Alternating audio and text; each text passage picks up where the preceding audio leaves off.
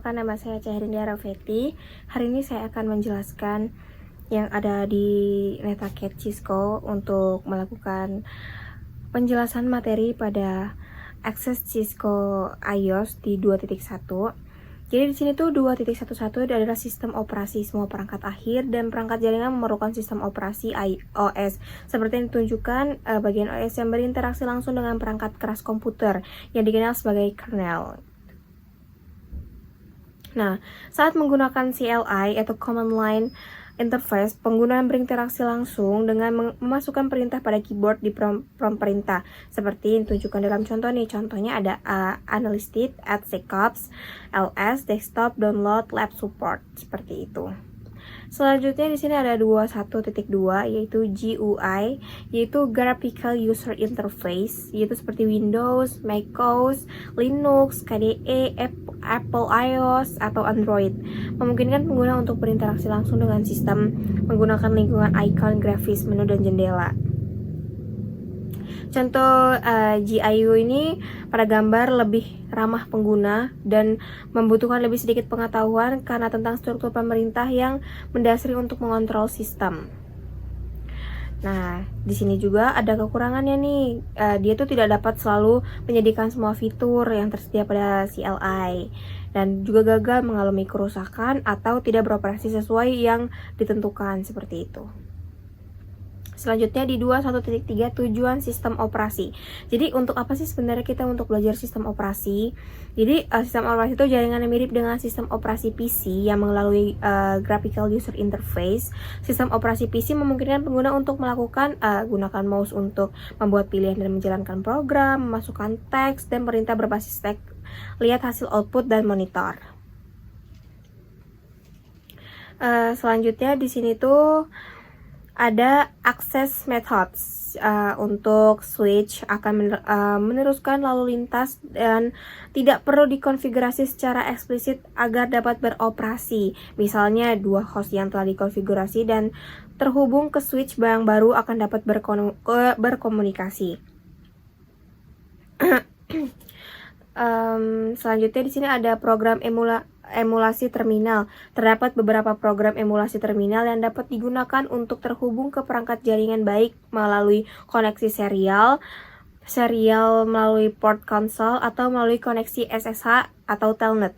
Program ini memungkinkan Anda untuk meningkatkan produktivitas dengan menyesuaikan ukuran jendela, mengubah ukuran font, dan mengubah skema warna. Oke, di sini kita lanjut di bagian 2.2. Ada navigasi iOS.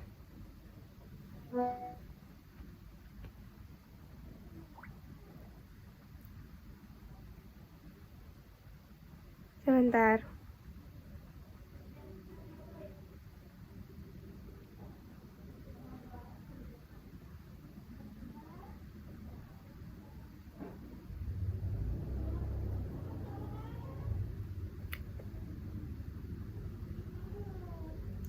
Di sini ada mode perintah utama. Pada topik sebelumnya kan kita mempelajari bahwa semua perangkat jaringan memerlukan sistem operasi yang memerlukan dan dapat dikonfigurasi melalui CLI atau GIU. Menggunakan CLI dapat memberikan administrator jaringan kontrol dan fleksibilitas yang telah lebih tepat daripada penggunaan GIU. Di sini ada mode exec pengguna. Mode ini memiliki kemampuan terbatas tetapi berguna juga untuk operasi dasar. Metode ini hanya mengizinkan sejumlah perintah pemantauan dasar yang terbatas tetapi tidak mengizinkan eksekusi perintah apapun yang dapat mengubah konfigurasi perangkat. Mode exec penggunaan diidentifikasi oleh prompt CLI yang diakhiri dengan simbol seperti ini. Oke. Selanjutnya, di sini ada mode konfigurasi dan mode subkonfigurasi. Untuk mengkonfigurasi perangkat, pengguna harus memasuki ke konfigurasi global yang bisa disebut dengan konfigurasi global. Dari mode konfigurasi global, perubahan konfigurasi CLI dilakukan yang mengaruhi pengoperasian perangkat secara keseluruhan. Mode konfigurasi global diidentifikasi dengan prompt yang akhir dengan config pagar setelah nama perangkat seperti switch, config, pagar. Lanjut, di sini ada bernavigasi antar mode iOS. Jadi berbagai perintah digunakan untuk berpindah masuk dan keluar command prompt. Untuk berpindah dari mode exec pengguna ke mode exec istimewa, gunakan perintah enable, gunakan perintah disable privilege exec mode untuk kembali ke exec pengguna. Untuk masuk dan keluar dari mode konfigurasi global, gunakan perintah configure terminal privilege exit mode. Untuk kembali ke mode exec istimewa, masukkan perintah exit global config mode. Setelah itu terdapat banyak mode konfigurasi yang berbeda. Misalnya untuk masuk ke mode konfigurasi baris, menggunakan perintah baris diikuti dengan tipe dan nomor baris manajemen yang ingin Anda akses. Seperti switch config, line console 0, exit. Setelah itu ada catatan mengenai aktivitas pemeriksaan sintaks. Saat mempelajari cara memodifikasi konfigurasi perangkat, kita tuh memungkinkan untuk memulainya di lingkungan yang aman dan bukan lingkungan yang produksi sebelumnya mencoba pada peralatan sebenarnya. NetHackett menyediakan berbagai alat simulasi untuk membantu membangun masalah Anda. Karena ini adalah alat simulasi, biasanya alat ini tidak memiliki semua fungsi peralatan sebenarnya. Salah satu alat disebut adalah pemeriksaan sinteks checker. Di setiap pemeriksa sinteks, Anda diberikan serangkaian instruksi untuk memasukkan serangkaian perintah tertentu gitu. Di sini ada pemeriksa sintaksi navigasi antar mode iOS. Gunakan aksi perintah untuk menavigasi antar baris perintah iOS pada switch. Selanjutnya di sini saya membaca untuk di 2.3 karena akan membagi peran kepada teman-teman saya juga.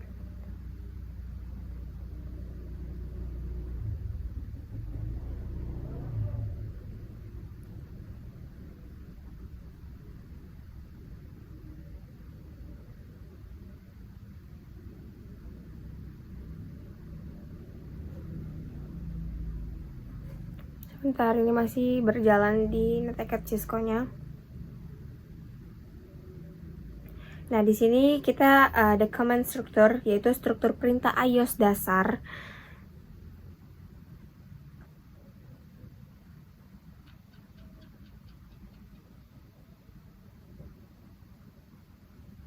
Bentar ya.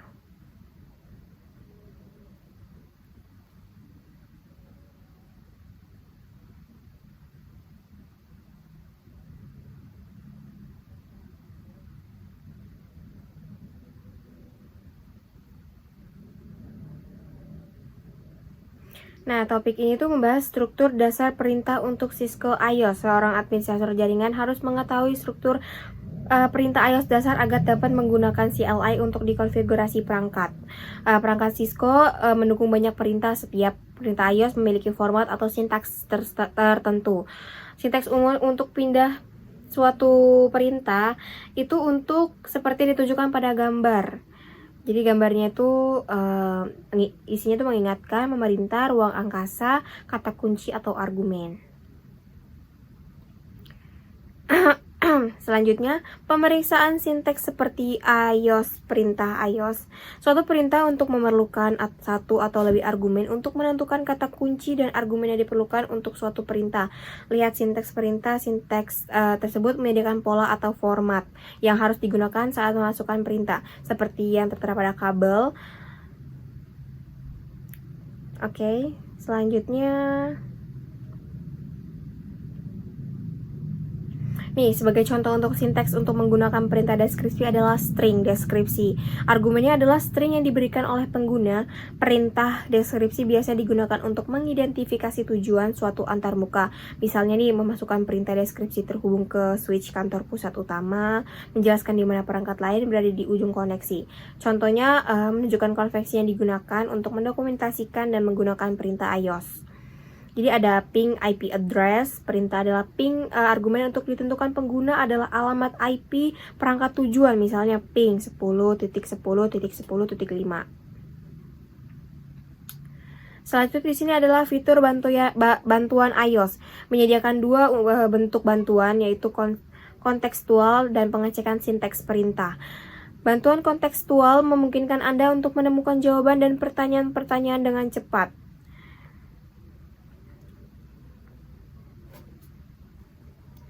Oke, di sini ada tombol pintasan dan cara cepat. Itu menyediakan tombol pintasan dan pintasan yang mempermudah konfigurasi pemantauan dan pemecahan masalah. Perintah dan kata kunci dapat dipersingkat hingga jumlah karakter minimum yang mengidentifikasi pilihan unik. Misalnya kayak perintah konfigurasi yang dapat dipersingkat menjadi conf, karena konfigur adalah salah satu perintah yang diawali dengan conf. Versi yang lebih pendek lagi itu adalah con. Tidak akan berfungsi karena lebih dari satu perintah diawali dengan kan. Kata kunci juga dapat dipersingkat.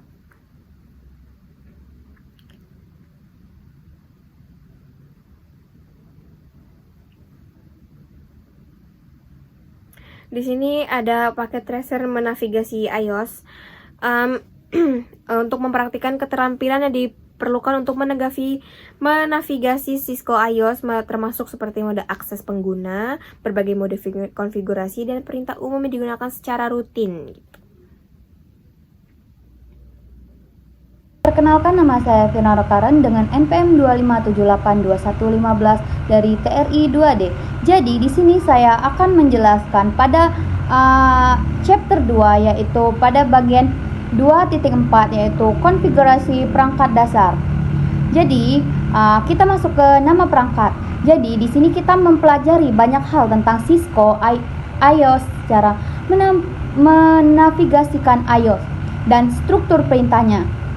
Lalu nama default ini sebaiknya kita ubah menjadi sesuatu yang deskriptif dengan memilih nama secara bijak, akan tetapi mudah untuk mengingat, mendokumentasikan dan mengidentifikasikan perangkat jaringan.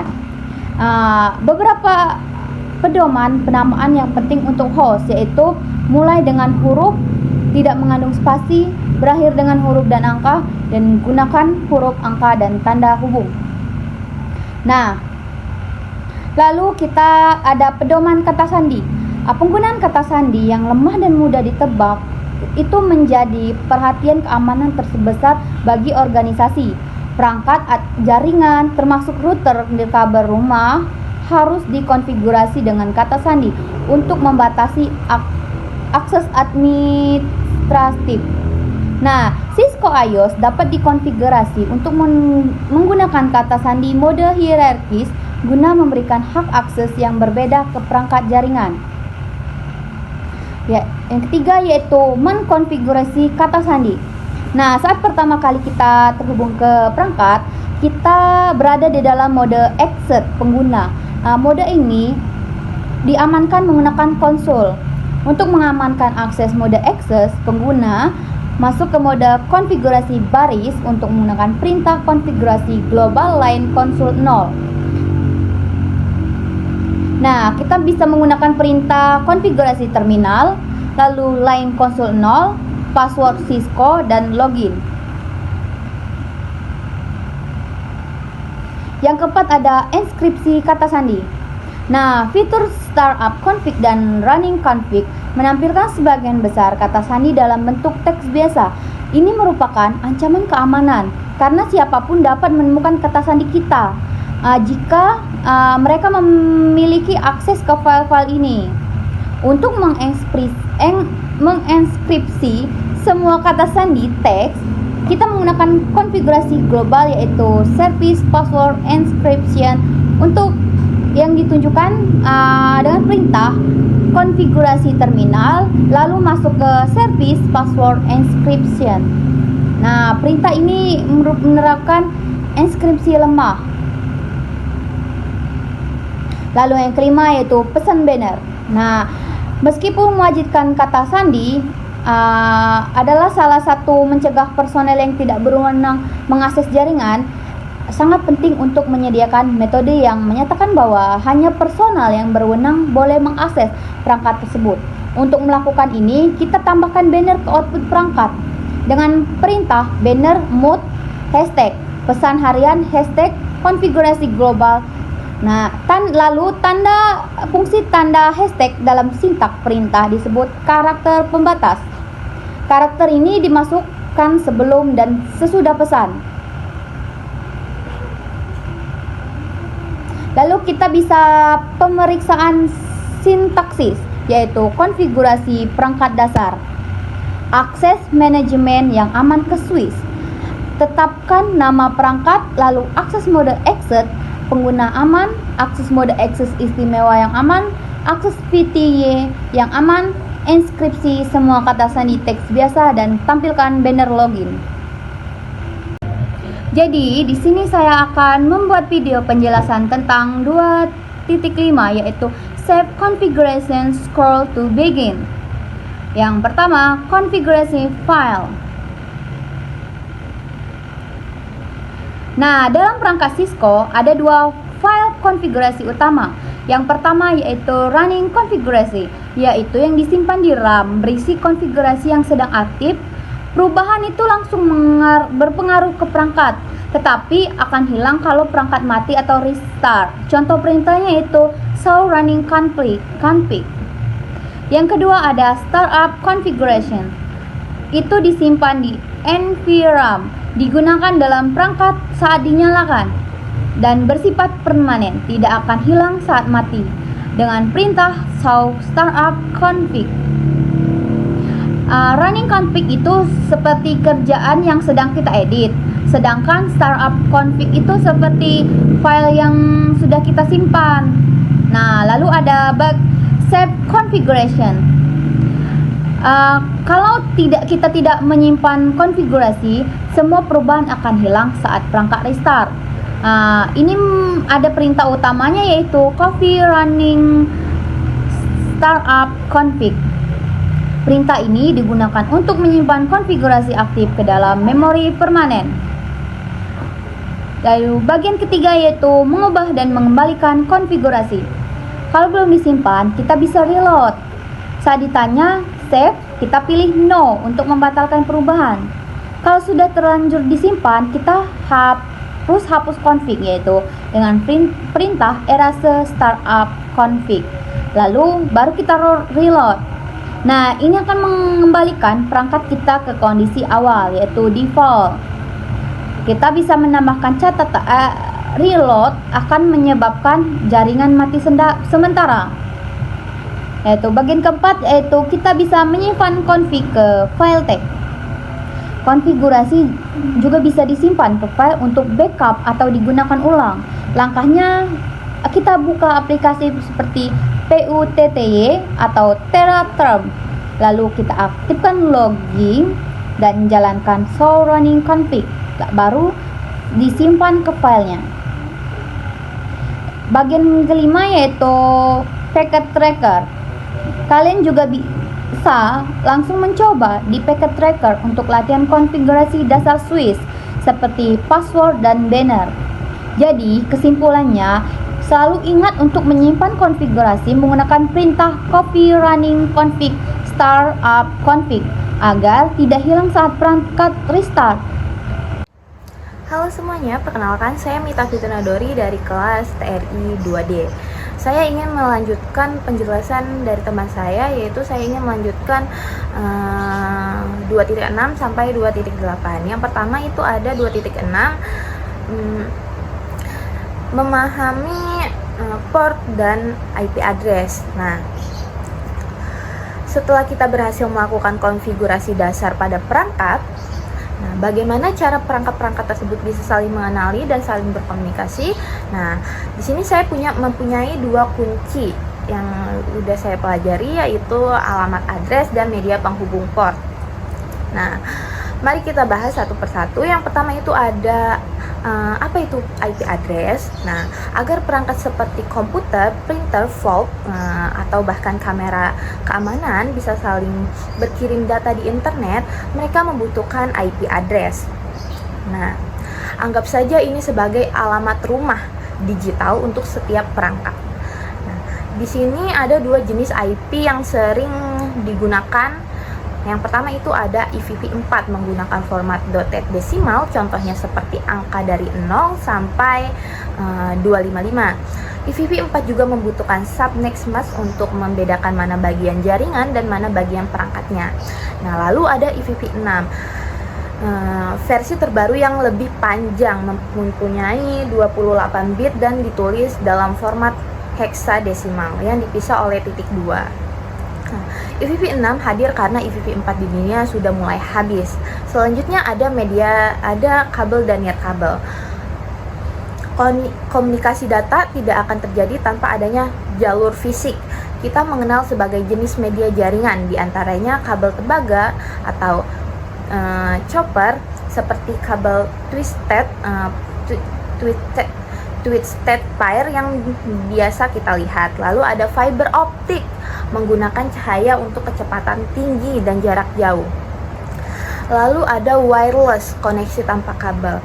Nah, pemilihan media ini bergantung pada 4 faktor.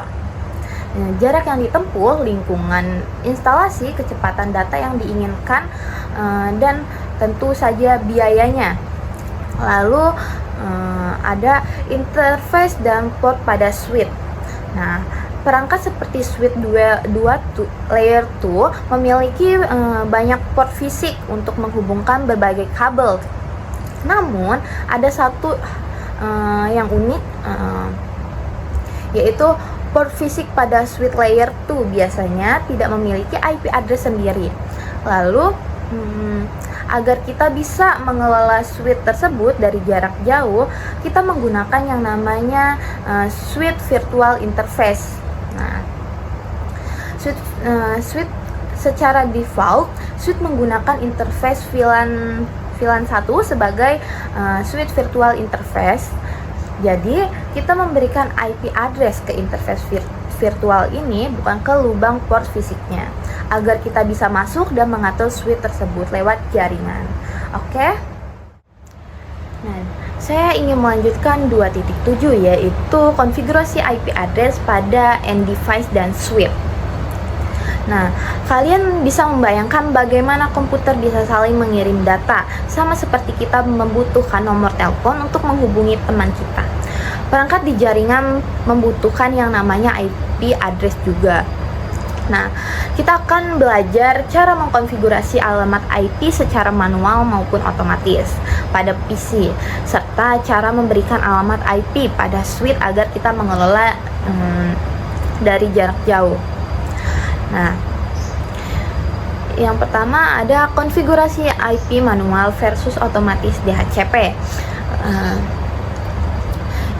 Cara manual statis bisa digunakan untuk perangkat yang alamat IP-nya tidak boleh berubah, seperti server. Caranya, kalian bisa masuk ke control panel, bisa pilih Network and Sharing Center, lalu klik Change Adapter Setting. Klik kanan adapter kalian, lalu pilih Properties. Nah, kalian bisa cari Internet Protocol version 4, TCP atau IPv4. Di sini kalian tinggal memasukkan alamat IP subnet mask dan default gateway secara manual. Jangan lupa isi DNS servernya agar kalian bisa mengakses website menggunakan nama domain seperti cisco.com. Nah, yang kedua, cara otomatis DHCP. Kalian bisa bayangkan jika ada ratusan komputer, pasti melelahkan jika harus input manual satu persatu. Itulah gunanya DHCP. Cukup pilih Obtain and IP address automatical. PC kalian akan berteriak mencari server DHCP di jaringan dan mendapatkan alamat IP secara instan tanpa resiko duplikasi atau salah ketik. Lalu ada verifikasi dengan command prompt. Setelah dikonfigurasi, bagaimana caranya mengecek? Nah, gampang banget. Kalian bisa buka command prompt atau CMD lalu ketik perintah sakti. Kalian bisa ketik perintah ipconfig, tekan enter, dan boom, kalian bisa melihat IP address IPv4 address subnet mask gateway yang sedang digunakan perangkat saat ini. Lalu konfigurasi switch virtual interface atau SVI.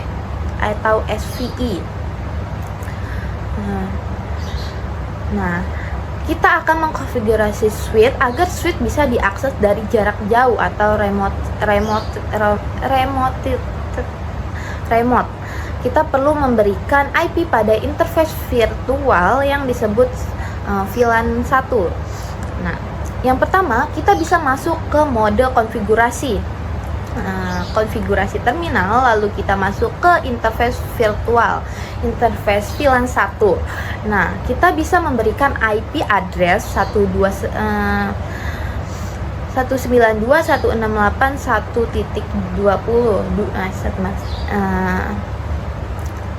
Subnext masknya 255.255.255.0. Lalu kita aktifkan interface-nya dan kita aktifkan interface-nya no shutdown. Oh iya, satu tips lagi, agar switch bisa berkomunikasi dengan jaringan di luar, jangan lupa tambahkan perintah IP default atau gateway, diikuti alamat IP router kalian. Selanjutnya saya ingin membahas 2.8, yaitu verify connectivity. Nah, saya akan melakukan proses verifikasi konektivitas jaringan setelah melakukan konfigurasi IP address pada switch dan PC. Langkah pertamanya yaitu memastikan bahwa konfigurasi interface pada switch sudah benar. Untuk itu, saya menggunakan perintah show IP interface brief pada CLI switch. Nah, lalu saya menghubungkan PC ke switch menggunakan kabel konsol, kemudian masuk ke terminal. Setelah itu masuk ke mode privilege dengan perintah enable. Saya menjalankan perintah show IP interface brief. Dari hasil tersebut, saya dapat melihat daftar interface beserta IP address dan statusnya. Jika terdapat interface dengan status administratif down, artinya interface tersebut masih dalam kondisi shutdown. Untuk mengaktifkannya, saya masuk ke mode konfigurasi dengan perintah konfigurasi terminal, interface VLAN 1, lalu mengetik no shutdown. Setelah itu, saya mengecek menggunakan show IP interface brief dan memastikan status berubah menjadi up, yang berarti interface sudah aktif dan berjalan dengan baik. Selanjutnya, saya melakukan pengujian konektivitas antar perangkat menggunakan perintah ping. Nah, pertama saya melakukan ping di PC A ke switch 1 dengan mengetik ping, masukkan IP-nya 192.168.1.2. Lalu hasilnya biasanya request pertama mengalami RTO, namun ping berikutnya berhasil. Hal ini normal terjadi saat awal pengujian. Kemudian saya melakukan ping ke switch kedua dengan ping 192.168.1.2 dan hasilnya juga menunjukkan koneksi berhasil. Setelah itu saya menguji koneksi antar PC, yaitu PC A ke PC B, melakukan ping 192.168.1.11. Semua request mendapatkan reply berhasil karena koneksi antara PC berjalan dengan baik. Terakhir, saya melakukan pengujian dari arah sebaliknya, yaitu PC B ke PC A dengan melakukan ping 192.168.1.10. Hasilnya juga berhasil. Pengujian dua arah ini penting untuk memastikan tidak ada masalah seperti firewall yang menghambat komunikasi. Nah, kesimpulannya dari hasil pengujian ini, interface pada switch sudah aktif, lalu ada IP address sudah terkonfigurasi dengan benar, lalu semua perangkat dapat saling terhubung dengan baik menggunakan ping. Udah itu saja yang bisa saya jelaskan.